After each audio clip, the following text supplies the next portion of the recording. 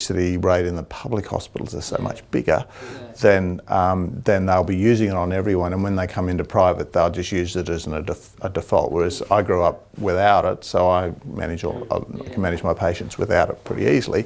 But it is a nice thing to have in particularly tricky situations like. We're rolling, guys. Yeah. Great. Okay. We're ready to roll. That's straight. You are quite straight, but I just thought I'd ask in case. Bit better? That's perfect, thank you. Yes, miss. Do you want me to lean forward or? No, just comfortable. Yeah, lean back. I'm giving you your best angle. Schoolboy hands? Tuck your shoes, pull your socks up. Okay. So we might just lead in. So Phil, why do you use Optiflow for post-anaesthetic care? So why do we use Optiflow for post-anaesthetic care? We use it to improve patient safety. In particular for those patients recognised by the treating anaesthetist to improve or reduce their incidences of hypoventilation and subsequent hypoxia. We leave it independently for each anaesthetist to order their high flow for each patient based on the patient themselves. Now, we use it within the post-operative anaesthetic care department and also on the wards, and that's ordered by the anaesthetist depending on how they feel the patient will go. A recent audit of patients at this hospital showed that the majority of patients who have the high flow ordered include bariatric surgery and some orthopaedic surgery. Those patients with sleep apnea, diagnosed sleep apnea, and those with unrecognised sleep apneas but perhaps have a stop-bang score greater than 3. And also those with obesity with a BMI on average around 35. And so other indicators for its use in our department include perioperative events, particularly anaesthetic, whether it's induction, say for example a difficult airway which may have difficulty with mask ventilation, or on extubation such as a hypoxic event where the anaesthetist feels that they may need a little extra support but not remain intubated in the post-operative phase. Within the PACU itself, we find that patients who weren't originally ordered high flow, if the nursing staff recognise someone who is hypoventilating or had a hypoxic event, they may discuss it with the anaesthetist to instigate the high flow therapy. And the nursing staff, as they come to use the high flow, are becoming more attuned to its capabilities and those patients that do best on it. Thank you, Phil. That's awesome. So we've probably covered off on what types of patients do you use Optiflow on? Yep. And what are your selection criteria? Could you perhaps zero in a bit more on that? So what types of patients do we use it on? Again, it depends on the anaesthetist, but as I originally mentioned, it depends on the surgery, bariatric surgery, history, whether that had events before, whether they had post-operative hypoxic events, or interoperative events as well. What was the next part of the question? What are your selection So the selection criteria, really the selection criteria comes down to the anaesthetist and if they feel that they would benefit from the therapy. Being a reasonably new therapy in this hospital, not all anaesthetists do recognise the full benefit of high flow, but those that do use it regularly on their patients and find benefit to it. And what are the benefits of use to you and the patient? So for the anaesthetist to order it, it does give you peace of mind. We find anecdotally that the patients do have less hypoxic and hypoventilatory events. So you can be more confident that in a patient that you haven't left intubated or haven't sent to a high dependency unit but is going to a ward, that you are going to be reassured that they're going to stay safer. The advantages to the patient is that it's well tolerated compared to dry oxygen in the form of nasal prongs or a Hudson mask. The humidified oxygen that comes through high flow is very well tolerated. I can personally confirm that in that I have worn the device and have worn it with and without humidification, and I found that as soon as the humidification kicked in, that my tolerance of it was far better, and I can see why patients prefer it over dehumidified oxygen. Excellent, thank you. How do you use Optiflow for post-anaesthetic care? What flow rates, FiO2, if there's a protocol for weaning, and any tips or things to consider? So how do we use post-operative care, and what orders do we give, and any tips? So we use it immediately in the post-operative anaesthetic care unit as ordered by the anaesthetist, and they can then determine whether they feel the patient needs to go to the ward and continue to have it in the ward. Usually they have it overnight, and it's removed the following day. The orders, we changed our anaesthetic record to include a prescriptive order in the record, which included flow rate between 30 and 50 litres a minute, and oxygen between 21 and 50%, with a standard temperature of 37 degrees. So tips include, if you feel like the patient would benefit from it, then use it. It's a fairly low cost form of therapy for the benefit I feel that you get in reducing the possible hypoxic or hypoventilatory events that occur. Tips? Anything other things to consider? So the other thing to consider is whether it goes onto the ward or not. Sometimes patients may just need it in recovery and have it removed and go to the ward without it. I tend, if you've already instigated the therapy, the cost's been spent, that the patients are going to get benefit overnight, particularly if they've had surgery that is particularly painful and they may need significant opioids. There's always a risk of a hypoventilation associated with opioid use.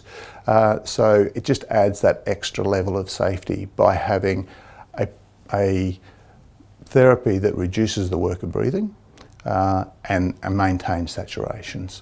We also always combine the ward therapy with an alcohol monitoring, so they've always got pulse oximetry on it, so the nursing staff always have that feedback with the patient on their oxygenation, and they use the thresholds around, depending on the patient and depending on the orders from the anaesthetist or the surgeon, it could be anywhere from 90 to 93%.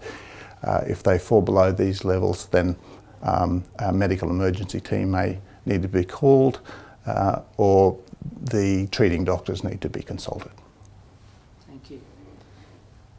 What are the patient feedback and outcomes that you have heard or experienced? So personally, I haven't had any personal feedback from patients, but as I mentioned before, I have worn the device and found it very comfortable compared to other forms of oxygen therapy, but I haven't had any negative feedback associated with its use. In endoscopy units where I use it for sedation, I see it well tolerated by patients and have not seen any complaints associated with its use. Great, thank you. How does Optiflow compare with standard practice? So I would consider standard practice dehumidified oxygen through either nasal prongs, a Hudson mask or a non-rebreathing mask. And as I mentioned earlier, that it's the humidification that really makes it tolerable for patients. And from our point of view, it's the higher flow rates and the higher oxygenation that provides us with that level of safety to maintain saturations in our patients who might have their ventilation, they may be struggling with their ventilation or having events of hypoxia without it. Right. Sorry, that's a bit repetitive. Yes, that's right. So, do you see benefits of using Optiflow for extubation, and what's your view on this use? Okay, so do I see benefits of Optiflow in extubation and my opinion? I personally have not used it for extubation. I could see a benefit for extubation if there was, you wanted to reduce the patient's work of breathing, improving oxygenation. I think the gold standard for extubation is a well-fitting face mask on a circuit that you can adjust the APL pressure on it. So I still think there'd be an advantage with extubation, although I personally don't use it. It is greater advantage when used in an environment where that's not available to you, or you're not using it, for example, in sedation therapy. Great. And what are the other applications that you use OptiFlow for? So, for example, the Thrive, which you've covered a bit. Yes. But feel free to. So I routinely use it in areas of sedation for colonoscopy and gastroscopy. In particular, gastroscopy, it's of significant use, particularly in the larger patients and those who are having procedures such as ERCPs when they're in the semi-prone or prone position. It's also used for procedures such as bone marrow, biopsies and plastic surgery where sedations are required. Great, thank you. Phil, Well is done. there anything you would like to add, or Ty, or did you think of anything we might have missed? All good, you think? I think we're good. There's a bit of crossover between PACU and Thrive, but I think we can make a distinction between those two. Yeah. So you were absolutely. talking more about high flow, OptiFlow and Thrive. Yeah. The Airvo and Yeah. the Thrive, so we just, Yeah, so that last portion. that last bit Yeah. was Thrive. We Yeah. obviously start to talk about other applications of OptiFlow. Yes. And I think it's nice for us to sort of join the dots a little bit. Yep. And of course, we've got everything on, and we can edit and make it the storyline. Yep. So it follows nicely. So is it still running? Yep. Yep. So I can say with regard to using OptiFlow in the PACU, there is benefits to the patients in maintaining ventilation and oxygenation. If we find that they continue to need that therapy, we can move to Thrive, which then they go to the ward and continue therapy for the next 24, 48 hours if required. And Does that make the distinction? Well, actually, what if it was okay? You know, we were talking about in the PACU we have the Airvo, Yep. which the Airvo 2, Yep. which has a The high flow. oxygen Yep. flow meter, and the distinction between moving from the PACU Yep. to the ward. Would Yep. that be all right? Yep. So you're talking about Airvo. 400 PSI pressure. Yeah. So with the Thrive, we Yep. tend to reserve that term as it's an application for apneic oxygenation. Yep. So Airvo 2 is the device. Yep. Now feel free, you don't have to use the term. No. So you're more than happy to just say high flow. Yep. We will use it with the high flow oxygen flow meter in PACU where the patient's well monitored. Yep. But in the ward, we only use a 15 litre flow meter. Sure. Okay. So I just say, so we find the advantage to our patients in PACU using the high flow, which is the connected to the 400 PSI oxygen pressure and a high flow flow regulator, and that allows for greater assistance in work of breathing and oxygenation. However, if they get transferred to the ward for this therapy to continue, they will go to the low pressure ball valve regulator, which has a maximum flow rate of 15 litres per minute. Subsequently, you do get dilution of your oxygen in the device, with the maximum being approximately 50% at 15 litres through the ball valve, while running your Airvo at 50 litres a minute. Perfect. Thank you, Phil. Okay. I think that was the only little bit. Yeah, no, it's just one of those things because the flow meter changes between Yes, the two. Yeah. So we know that there's restrictions and guardrails on. Yeah. Yes. Yeah. And I was sharing with Phil Ty that Emily was great because she indicated, oh, look, we can show you the difference on camera between the, obviously the PACU setup and the ward setup. So Yeah. that's great. Thank you. Yeah. That's right. I did actually explain that difference in at the ASA. Oh, good. Yeah, Awesome. yeah. I wasn't there. Good. Yeah. Sorry.